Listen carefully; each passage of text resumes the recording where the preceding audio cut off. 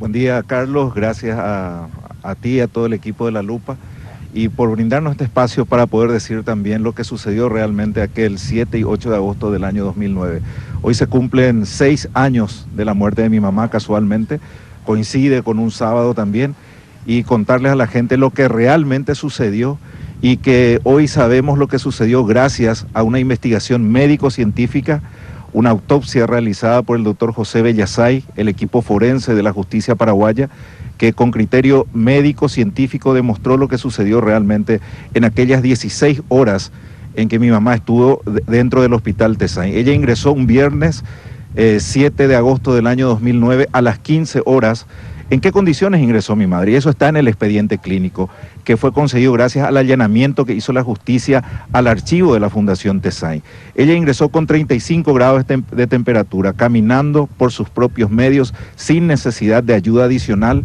Allí le atiende la hoy condenada doctora Sofía Oviedo de Caballero, quien le aplica a las 15:15 60 miligramos de ketorolac en bolo. A partir de ahí mi madre pasa al laboratorio para hacerse la prueba de influenza, cuyos resultados fueron A y B negativo. Retorna ya traída del laboratorio en silla de rueda con cianosis, broncoespasmo, dificultad respiratoria, ¿verdad? Con manos azuladas, efectos ya de la sobredosis del medicamento. A partir de ahí, a las 15:40, la doctora Sofía Oviedo de Caballero, y está también escrito de puño y letra de ella, sellado aquí en el expediente médico, le aplica otra dosis de 60 miligramos de ketorolac, con lo cual produce el shock anafiláctico. ¿Cuántas horas después le aplica la segunda dosis? La primera dosis fue a las 15:15 aproximadamente y la segunda dosis fue a las 16:40, según consta en el expediente médico clínico, firmado y sellado de puño y letra por la doctora Sofía Oviedo. Y según las investigaciones médico-clínicas que ustedes tienen, ¿hasta cuánto es el nivel permitido de ketorolac que puede soportar el ser humano? El prospecto del fabricante, que fue exhibido en ese juicio oral y público en un proyector multimedia, indica de que tiene que ser hasta 120 miligramos para una persona de las características de mi madre en un lapso de 24 horas. ¿Y cuánto se lo aplicó? 120. 120 en un lapso de 1 hora 20 minutos más o menos. Y luego a eso se le suma que le aplicaron diclofenac, que es contraindicado con el ketorolac según lo descubierto por la auditoría médica, ¿verdad? A partir de allí ella lógicamente se descompensa totalmente, ingresa en terapia intensiva. Allí le atiende la doctora Olga Cañete, hoy en día condenada también, graduada en una universidad privada de las catalogadas universidades de garaje, con promedio 2, le coloca el catéter por la vena subclavia, le perfora la vena subclavia, le produce una hemorragia interna y luego ya nos entregan el cadáver de mi madre en un cajón lacrado con expresas instrucciones de enterrarla en menos de 22 horas. Igualmente, la doctora Sofía Oviedo, y eso está firmado y sellado en el expediente médico, le receta oseltamivir a todos los miembros de la familia durante 10 días. Y eso es lo que sucedió con mi madre en esas 16 horas. ¿Y qué fue lo que nos llamó la atención, Carlos? Un poco para saber qué fue lo que nos llamó la atención. Lo que nos llamó la atención fue el certificado de defunción ya ese día lunes. Mi madre murió un sábado, le enterramos domingo, lunes miramos el certificado de defunción y vemos que dice causa de la muerte, falla multiorgánica y shock séptico. Entonces yo le digo a mi hermana, pero acá ellos dijeron de que supuestamente murió de H1N1, ¿por qué no ponen eso en el certificado de defunción? Vamos a acercarnos al Consejo de la Fundación Tesay. En esa semana nos acercamos en 3 oportunidades y consta en las actas del Consejo de la Fundación Tesay. Exigimos explicaciones de cuáles fueron los órganos que le fallaron, qué tipo de septicemia tuvo, y de tanta insistencia, recuerdo muy bien que en aquel entonces el presidente del Consejo, el doctor Rivas Tardío, me dice, mira Segovia, no sabemos de qué murió tu mamá. Entonces yo le digo, doctor, mi madre era una persona que ustedes mismos pusieron en el expediente médico. Ella no consumía alcohol, no fumaba, no era hipertensa, no era diabética. Entonces, ¿por qué no hacemos una autopsia para saber realmente de qué falleció?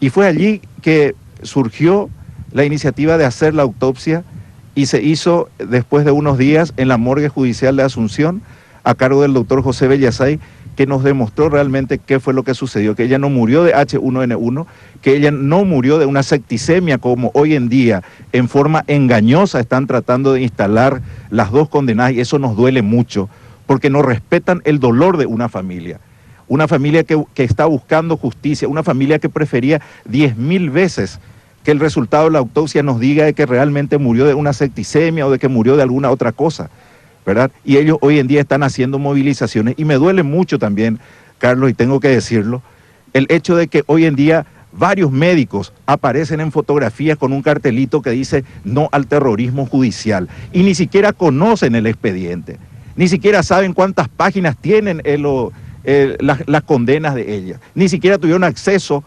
a la autopsia que hizo un profesional renombrado en el país, a quien hoy en día están injuriando, están calumniando, como es el doctor José Bellasay.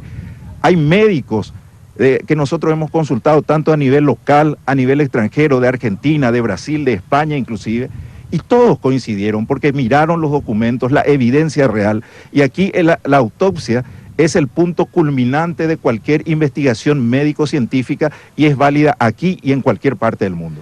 Rolando, debo decir que quiero ser justo. Sí.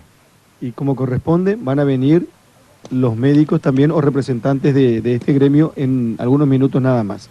Y les vamos a dar el tiempo y por una cuestión que tiene que ver con lo que es el programa, yo no quería dejar pasar esta cuestión, no quería dejar pasar de poner en la lupa esta mañana esto porque hoy, como decía Aníbal, ya moviliza a todo el país, sí, a diferentes sectores médicos, por ejemplo. Pero quiero escuchar con el doctor Javier Martínez la parte jurídica de esto que tiene que ver con la situación. Rolando es hijo de la víctima y él contó y detalló todo lo que ellos pasaron en ese momento. Hoy, ¿cómo está el caso? Por favor, permiso, abogado Javier Martínez.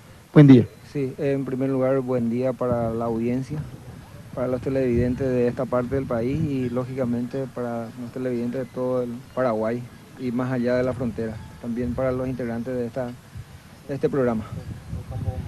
Sí, efectivamente, hoy en día estamos, como usted había dicho desde el principio, estamos ante una situación un tanto incómoda. En primer lugar porque hay una familia que ha perdido a un ser querido, en este caso a una madre, la señora Romelia era una madre, una esposa, una abuela. Entonces ella perdió la vida de una forma inexplicable y lo que a mí me concierne, lo que va específicamente al tema jurídico, ocurre la muerte de la señora Romelia, como ya había explicado Rolando. Hubo desde el principio dudas sobre su muerte, entonces se presenta una denuncia en la fiscalía ante la fiscal que estaba de turno en aquel entonces. Ella solicita al juzgado el allanamiento para incautar todo el historial clínico. A partir de ahí se constituyen en la Fundación Tesain. Ya comenzó ahí en ese entonces las dificultades que hasta hoy en día estamos sorteando. Esta dificultad se refiere específicamente a que ya en ese momento ya las evidencias, el historial clínico ya habían desaparecido del lugar donde se encontraba. La fiscal tuvo que actuar con mano dura e intimarle a los directivos para que aparezca ese historial que posteriormente fueron encontrados ya en otros lugares. A partir de ahí la fiscalía realiza las investigaciones que corresponde, encuentra motivo suficiente para una imputación, imputa en primer lugar a los 2 o 3 primeros médicos, se realiza la necropsia en este caso en sede de la morgue judicial en Asunción como anticipo jurisdiccional de prueba. Eso quiere decir de que es realizado ante jueces, ante abogados defensores. O sea que con todo lo que dice la ley. Ahora, la causa ya salió, o sea, sigue estando en la Corte Suprema de Justicia. La sentencia está firme, solo falta ejecutarla. Hay un recurso de aclaratoria. En ese estado se encuentra, ¿no? Así mismo. O sea, yo más o menos le contaba nada más esto de que las investigaciones realizadas. Efectivamente, luego el juez de garantía encuentra mérito suficiente para la elevación a la causa de juicio oral y público. Surge la condena de 3 años, 6 meses en primera instancia, recurren ante la Cámara de Apelaciones, la Cámara de Apelaciones confirma la sentencia, luego se plantea un recurso extraordinario de casación en la Corte Suprema de Justicia, la Corte Suprema de Justicia nuevamente confirma la sentencia de 3 años, 6 meses Y ahora, como dijo Aníbal, como último recurso, como un grito desesperado en el desierto, plantea un recurso de aclaratoria. En ese recurso de aclaratoria la ley es muy clara, habla al artículo 126 del Código Procesal Penal, que procede cuando hay algún punto oscuro, cuando hay algo que tenga que aclarar, tal como su nombre lo dice. Ya no modifica el fondo. Ya no puede ya no se trata del fondo de la cuestión. Ahora en las tres instancias, ¿verdad? En las tres instancias, y nosotros somos respetuosos del Estado de Derecho. Ahora, Rolando, Sí. Hablabas de shock anafiláctico, ¿no? Correcto, correcto. ¿Ese shock no te causa de manera inmediata la muerte? No, Porque tengo entendido que hablaste de un lapso de 17 a 18 horas. así mismo es. No, aquí justamente tenemos todo el detalle, ¿verdad? Nuestro auditor médico, el doctor Analberto Alcaraz Liuzzi, de quien inclusive dijeron que no es médico, y acá tenemos la fotografía de su registro habilitante por el Ministerio de Salud Pública de Paraguay, válido hasta el 2017. Es decir, se están diciendo un montón de mentiras, y todos los cuestionamientos que ellos tienen ahora son cosas que se debatieron en los 3 días del juicio oral y público. El shock anafiláctico no causa la muerte inmediata. No causa la muerte inmediatamente. Acá ellos podían haber revertido eso con corticoide y con otro medicamento que justamente el auditor médico lo explicó en el juicio oral y público, y no lo han hecho. Ellos diagnosticaron como H1N1, después lo trataron como influenza, lo trataron como si fuese cualquier cosa. Hasta ahora ellos no se ponen de acuerdo. Ayer yo miraba en las redes sociales, una de las condenadas decía murió de H1N1, y hacía 2 días en el noticiero de Telefuturo estaba diciendo que era de septicemia. Que se pongan de acuerdo para mentir.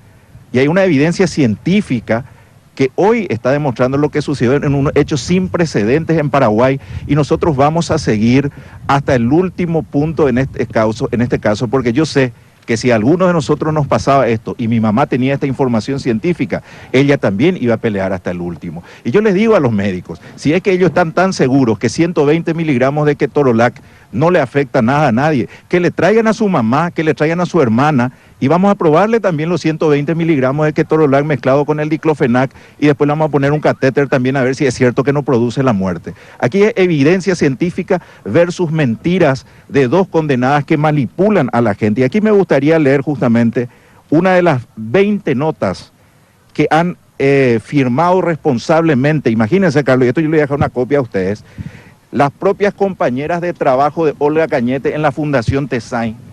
20 notas firmadas por más de una docena de personal que trabaja. Dice en una parte, por ejemplo, la doctora Olga Cañete, médico de sala, ingresa de igual manera un 6º paciente sin previo aviso al servicio de UTI, cuando en ese momento las 2 licenciadas se encontraban realizando aspiración traqueal al paciente Eduardo Barúa, con nombre y apellido, y sin contar con el refuerzo del personal correspondiente. Este hecho generó que la paciente que ingresó tuviera que aguardar en silla de ruedas el momento para ser atendida en UTI. Imagínense lo que es.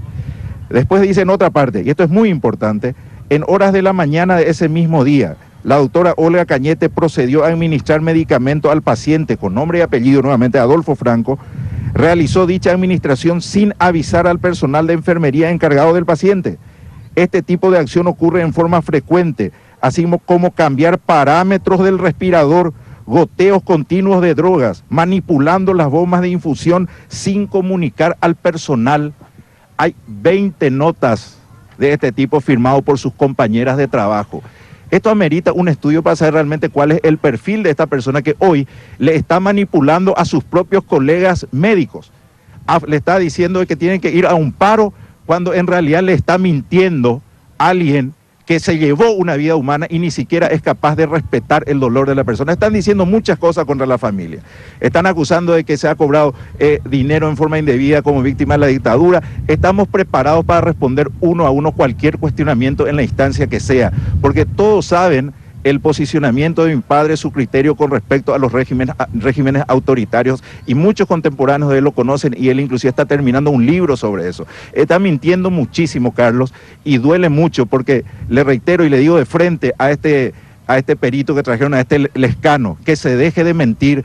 Así como en el juicio oral, él realizó un dictamen en el cual habla del caso de mi mamá recién desde las 8 de la noche. Le pregunto, ¿qué pasó con las 5 horas antes? Desde las 3 hasta las 8 de la noche, ¿por qué se olvidó de contar lo que sucedió allí?